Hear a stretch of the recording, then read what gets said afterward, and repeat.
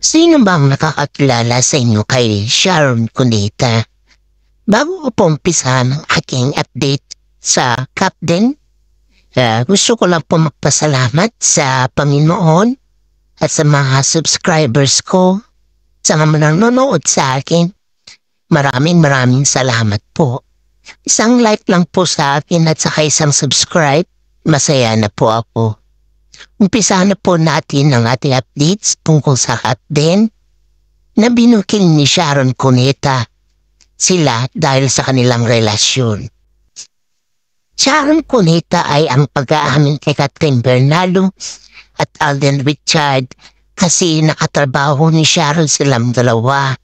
Sila ay sobrang bait at halos sila ay hinahanap ng mga staff, mga netizen, mga direktor at ang kasama nila sa pelikula.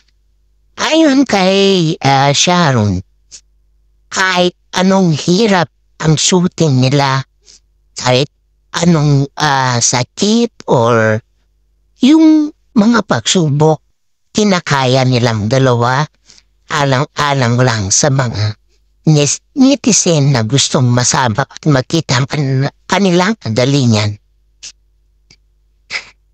Ang babait ng mga batang ito, ayon kay Sharon, kaya umaapaw ang kanilang blessings at kung sakaling magkatuluyan man ang dalawang ito, sila ay bagay.